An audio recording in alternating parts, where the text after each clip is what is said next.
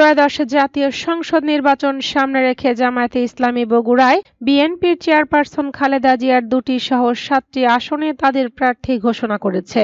প্রার্থীরা সামাজিক, রাজনৈতিক সহ বিভিন্ন কর্মকাণ্ডে সক্রিয় রয়েছেন। তবে খালেদা জিয়ার বগুড়া ৬ ও বগুড়া ৭ আসনে বিএনপির কে প্রার্থী হবেন তা নিয়ে কেউ কোনো মন্তব্য করতে পারছেন না। স্থানীয় বিএনপি নেতারা ধরে নিয়েছেন আসন দুটিতে জিয়া পরিবারের সদস্যরাই প্রার্থী হবেন। এরপরও কোনো কোনো নেতা মাঠে সক্রিয় রয়েছেন। বগুড়ার ২টি আসনে জামায়াতের ঘোষিত প্রার্থীরা হলেন বগুড়া ৬ আসনে জামায়াতের কেন্দ্রীয় শুরা সদস্য ও বগুড়া শহর জামায়াতের আমির অধ্যক্ষ আবিদুর রহমান সোহেল এবং বগুড়া ৭ আসনে কেন্দ্রীয় জামায়াতের মজলিসের শুরা সদস্য বাংলাদেশ শ্রমিক কল্যাণ ফেডারেশনের সহ-সভাপতি গোলাম রাব্বানী। ৫ এপ্রিল বগুড়ার শহীদ টিটু মিলনায়তনে ইসলামী ছাত্র শিবিরের সাবেক কর্মী, সাথী ও সদস্যদের প্রীতি সমাবেশে জামায়াতে ইসলামীর সহকারী সেক্রেটারি জেনারেল মাওলানা রফিকুল ইসলাম খান এ প্রার্থিতা ঘোষণা করেন। খোঁজ নিয়ে জানা যায়, বগুড়া ৬ আসনটি মূলত জাতীয়তাবাদী দল বিএনপির। বিএনপি চেয়ারপারসন খালেদা জিয়া প্রার্থী হওয়ায় এটিকে ভিআইপি আসন বলা হয়ে থাকে। যদিও তিনি অধিকাংশবার সংসদে আসনের প্রতিনিধিত্ব করেননি, প্রতিবার উপনির্বাচন হয়েছে। স্বাধীনতার পর ১৬টি জাতীয় সংসদ নির্বাচন, উপনির্বাচনে বিএনপির প্রার্থী ১০ বার, আওয়ামী লীগ ৩ বার, জাতীয় পার্টি ১ বার, জামায়াতে ইসলামী ১ বার এবং স্বতন্ত্র প্রার্থী ১ বার নির্বাচিত হন। এছাড়া প্রয়াত রাষ্ট্রপতি জিয়াউর রহমানের জন্মভূমি বগুড়া ৭ আসনে চেয়ারপারসন খালেদা জিয়া সহ দায়িত্বশীল নেতারা নির্বাচন করে থাকেন। তাই এই আসনটিকেও ভিআইপি আসন বলা হয়। অসংখ্য মামলা মাথায় নিয়ে আওয়ামী লীগ, তাদের শরিক জাতীয় পার্টি ও ১৪ দলের অধিকাংশ নেতা কর্মী আত্মগোপনে। কেউ কেউ গ্রেফতার হয়ে জেলে আছেন। নতুন রাজনৈতিক দল এনসিপি অন্যরা মাঠে সক্রিয় হতে শুরু করেছে।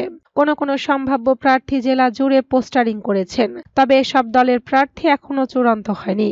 বগুড়া ৬ আসনে বিএনপি এবং অঙ্গ সহযোগী সংগঠনের সবাই চান খালেদা জিয়া বিগত নির্বাচনের মতো এবারও প্রার্থী হোক।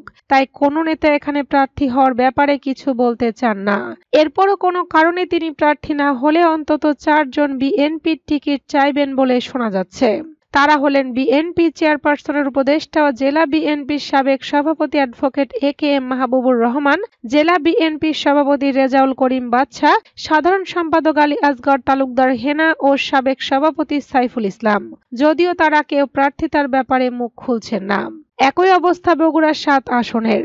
সেখানে বিএনপি এবং অঙ্গ সহযোগী সংগঠনের সব নেতাই চান তাদের নেত্রী বিগত দিনের মতো এখানে প্রার্থী হোক। কোনো কারণে তিনি প্রার্থী না হলে যেন তার ছেলে দলের ভারপ্রাপ্ত চেয়ারম্যান তারেক রহমান প্রতিদ্বন্দ্বিতা করেন। এরপরও জিয়া পরিবারের বাইরে কাউকে প্রার্থী করা হলে যারা টিকিট চাইবেন তাদের মধ্যে এখন পর্যন্ত ২ জনের নাম শোনা যাচ্ছে। তারা হলেন চেয়ারপারসনের উপদেষ্টা সাবেক এমপি হেলালুজ্জামান তালুকদার লালু ও জেলা বিএনপির সহসভাপতি ও গাবতলী উপজেলা বিএনপির সভাপতি মোর্শেদ মিল্টন। বগুড়া ৬ আসনে জামায়াতের প্রার্থী অধ্যক্ষ আবিদুর রহমান সোহেল বলেন, স্বৈরাচার বিরোধী আন্দোলন সহ সব আন্দোলন সংগ্রামে বগুড়াবাসীর সঙ্গে প্রথম কাতারে ছিলাম। সদর উপজেলা পরিষদের ভাইস চেয়ারম্যান থাকাকালে এলাকার উন্নয়নে অনেক ভূমিকা রেখেছি।